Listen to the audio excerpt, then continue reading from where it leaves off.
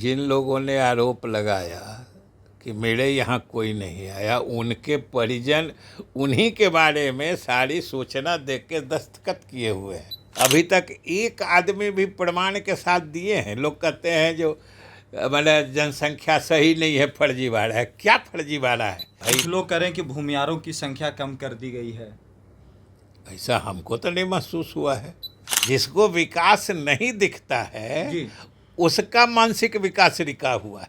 में सर बिहार में जातीय जनगणना हुई, रिपोर्ट सार्वजनिक हुआ, लेकिन कुछ लोग सवाल उठा रहे हैं कि जाति संख्या में हेरफेर की गई है। ये ऑफिस में बैठ करके टेबल पे सारी जनगणना हुई। देखिए, वो तो कभी भी होगा जी तो लोगों के जिन लोगों ने आरोप लगाया कि मेरे यहाँ कोई नहीं आया, उनके परिजन उन्हीं के बारे में सारी सूचना देख के दस्तखत किए हुए हैं।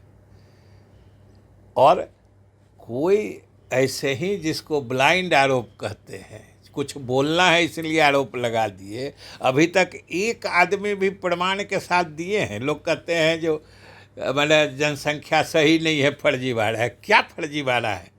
कहाँ कौन नहीं है जिसको दिखा दिया गया है, या कहाँ कौन है जिसको नहीं दिखाया गया है?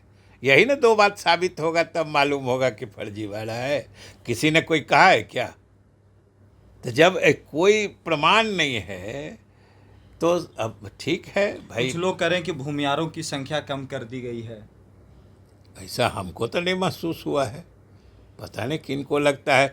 कई जातियों की संख्या कम हुई है, कई जातियों की संख्या कम हुई है। और जनसंख्या कम होना, जी ये समझ लीजिए, ये उस समाज में प्रगति या शिक्षा के प्रसार का परिणाम है।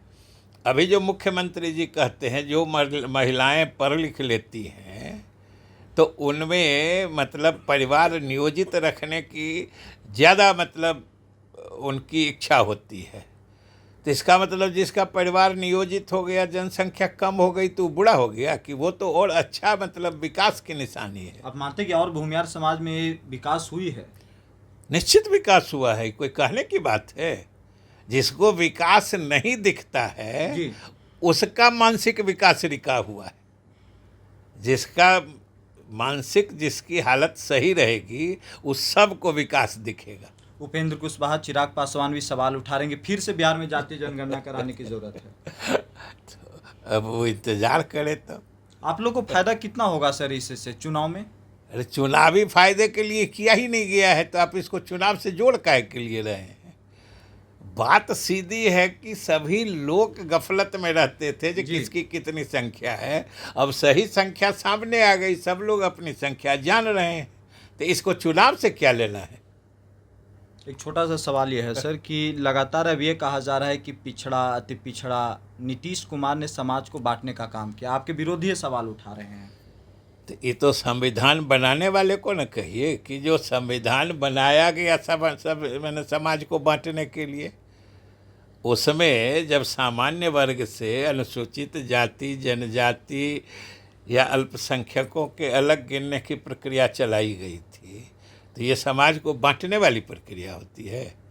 ये कुछ अति मतलब ज़रूरत से ज़्यादा ज्ञानवान लोग होते हैं ऐसी बातें जो करते हैं। लालू यादव के दबाव में जातीय जनगणना हुई, आपके विरोधी कह रहे हैं। नीतीश कुमार सबसे पहले से जाति आधारित गणना कराने की मांग कर रहे हैं।